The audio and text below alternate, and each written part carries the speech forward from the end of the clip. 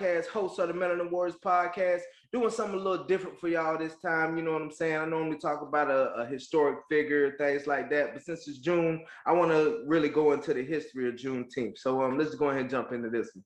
So Juneteenth, also known as Freedom Day, Jubilee Day, Liberation Day, Emancipation Day, is a holiday celebrating the emancipation of all those who were enslaved in the U.S. beginning in Galveston, Texas. It was celebrated annually on June 19th throughout the U.S. This holiday commemorated on the anniversary date, June 19th, 1865, with the announcement of the Third General Order by Gordon Granger, proclaiming that all slaves were free in Texas. The Emancipation Proclamation had officially outlawed slavery in Texas and the other states in rebellion against the Union about 2.5 years earlier.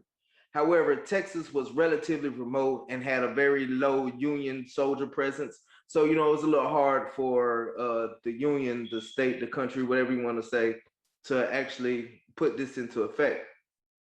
Texas was relatively remote, which reinforcement of freeing the slaves were incredibly slow because of this. During this time, a lot of planters and slaveholders, they migrated to Texas to escape from fighting, and they brought all their slaves and everything with them.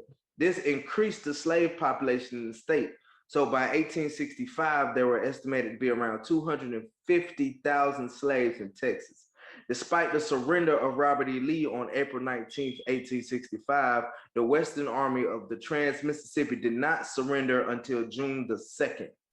On June 19th, 2,000 federal troops touched down in Texas and ensured that the rest of the slaves were free. They got their presents in there.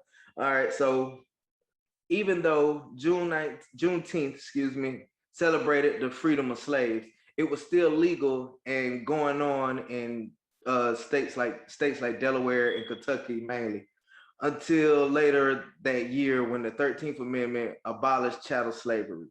Additionally, the Native American territories that sided with the Confederates did not release their slaves until 1886.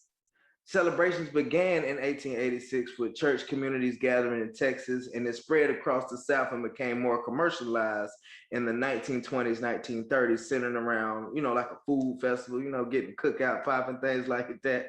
The holiday, however, was eclipsed by the struggle of the post-civil rights movement in the 1960s. But it came back with a vengeance in the 1970s with a focus on melanin people's freedom and arts, you know what I mean? It wasn't just about cookouts, fireworks, and stuff like that, like they do on 4th of July. We was actually celebrating us as a people, which is really dope. And I hope you guys are out there doing that on this Juneteenth. Until this day, activists are still fighting to make Juneteenth a national holiday. So far, only South Dakota and Hawaii are the only states that do not recognize Juneteenth, according to the Congressional Research Services. However, in 2020, shout out to these governors right here, man. The governors of the states of Virginia, New York, and New Jersey, they all signed executive orders making Juneteenth a paid day of leave holiday for state employees, which is really dope because, my personal opinion, and I'm sure a lot of other people's opinion on Juneteenth is it needs to be celebrated just like the 4th of July. 4th of July celebrates, the independence of the colonies and everything like that, but we were still slaves. We still didn't have our liberation, our independence until Juneteenth came about. So just like the 4th of July is celebrated, Juneteenth needs to be celebrated. Also, I don't know about y'all, but I know me and mine, we will be out here celebrating on June 19th, get the grill rolling, kids out there playing in water. I mean, the whole 9 yards, we're going to do it how we're going to do it. You know what I mean? So with that, I hope y'all enjoy a little bit of the history of Juneteenth. For more information on it, feel free to research yourself. You know what I'm saying? Understand what Juneteenth really means for us and to us. And with that being said, man, it's your boy Casey Fowler, one half of the Foul Lakers podcast. And remember, if you don't stand for something, you're gonna fall for anything. And I'm out.